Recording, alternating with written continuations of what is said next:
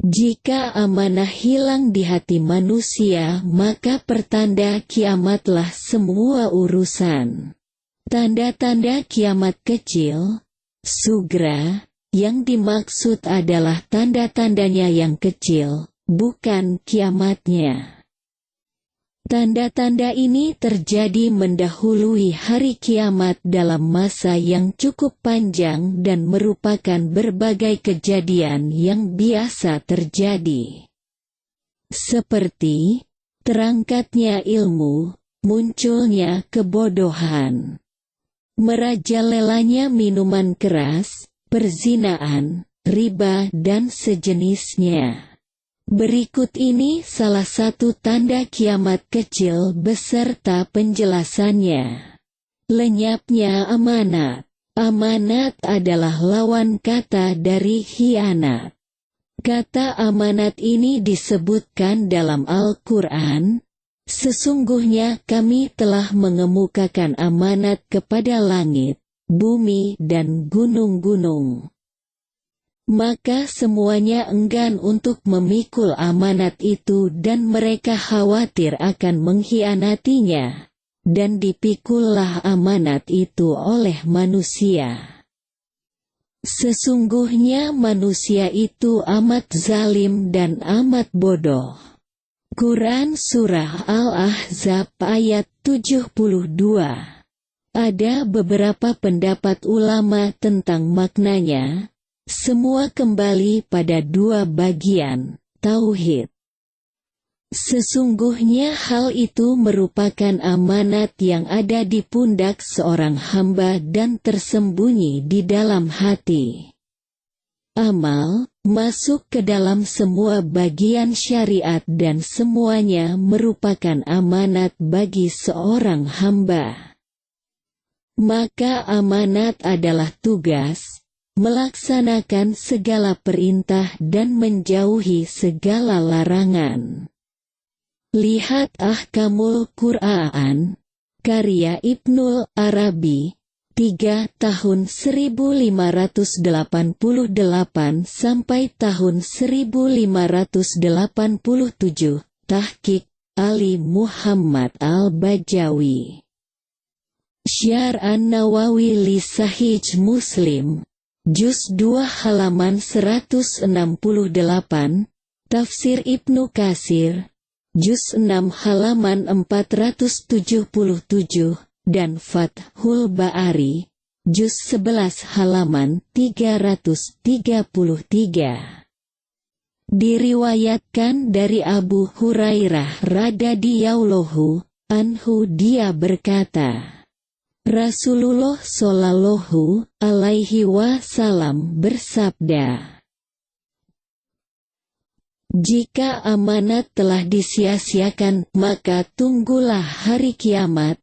Dia Abu Hurairah bertanya, wahai Rasulullah, bagaimanakah menyia-nyiakan amanat itu?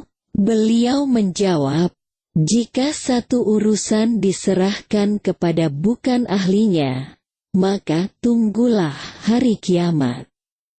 Sahih Al-Bukhari, Kitab Ar-Rika, Bab Raful Amaanah, Juz ke-11 halaman 333, dalam Kitab Al-Fat. Nabi Shallallahu Alaihi Wasallam menjelaskan bagaimana amanat itu dihilangkan dari hati manusia. Tidak ada yang tersisa darinya di dalam hati kecuali bekas-bekasnya saja. Hudzaifah radhiyallahu anhu berkata, Rasulullah Shallallahu Alaihi Wasallam meriwayatkan kepada kami dua hadits, yaitu tentang singgahnya amanat pada diri seseorang dan dicabutnya amanat.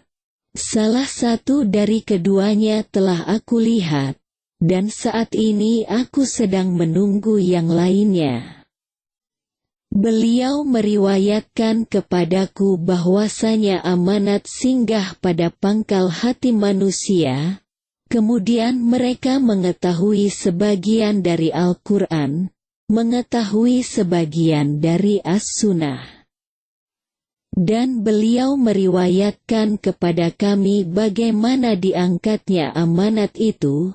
Beliau bersabda, seseorang tidur, lalu amanat di dalam hatinya dicabut, maka bekasnya masih tetap ada bagaikan titik-titik.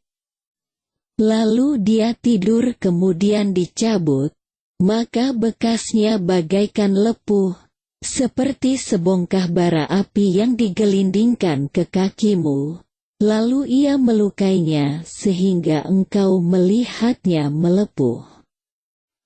Tidak ada apa-apa, sesuatu yang manfaat di dalamnya. Lalu pagi harinya manusia melakukan jual beli, maka hampir saja salah seorang dari mereka tidak bisa melaksanakan amanat. Dikatakan, sesungguhnya di Bani Fulan ada seorang laki-laki yang terpercaya, dan dikatakan kepada seseorang, sungguh cerdas, sungguh cerdik, dan sungguh kuat. Sementara di dalam hatinya tidak ada keimanan seberat biji sawi pun. Telah datang kepadaku satu zaman di mana aku tidak pernah peduli kepada siapa saja di antara kalian aku melakukan jual beli. Jika ia seorang muslim, maka keislamannya yang akan mengembalikan amanat, dan jika seorang Nasrani, maka walinya lah yang akan mengembalikan amanat kepadaku. Adapun hari ini, maka aku tidak melakukan jual beli kecuali kepada si Fulan dan si Fulan. Sahih Al-Bukhari Kitab Ar-Rikak, Bab Raful Amaanah, Juz 11 halaman 333, Kitab Al-Fathah, dan Kitab Al-Fitan. Bab Iza Bakiya fi Hasalatin Minan Naas, Juz 8 halaman 38, Kitab Al-Fat. Di dalam hadits ini terdapat penjelasan bahwa amanat akan diangkat dari hati, sehingga seseorang menjadi pengkhianat padahal sebelumnya dia adalah orang yang terpercaya. Hal ini hanyalah terjadi pada orang yang telah hilang rasa takutnya kepada Allah, lemah imannya. Bergaul dengan orang yang selalu khianat sehingga dia menjadi seorang pengkhianat, karena seorang teman akan mengikuti orang yang menemaninya. Di antara bentuk nyata hilangnya amanat adalah memberikan berbagai urusan, berupa kepemimpinan, keadilan dan pekerjaan dengan berbagai macamnya kepada yang bukan ahlinya. Yaitu, bukan kepada orang yang mampu untuk melaksanakannya juga menjaganya. Karena dalam hal itu ada unsur mengabaikan hak-hak orang lain, menganggap remeh kebaikan-kebaikan mereka, melukai hati mereka dan menimbulkan fitnah di antara mereka. Lihat Kabasa'at min Hadir Rasulil Azam Sallallahu Alaihi Wasallam fil Aqaid, halaman 66, karya Ali Asy Syarbaji, cetakan Itah. 1398 Hijriyah Darul Qolam, Damaskus.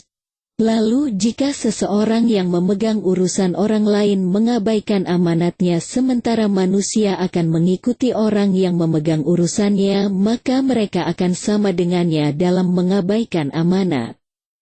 Baiknya keadaan para pemimpin akan berakibat kepada baiknya keadaan orang yang dipimpin. Sebaliknya rusaknya para pemimpin akan berakibat kepada rusaknya orang yang dipimpin.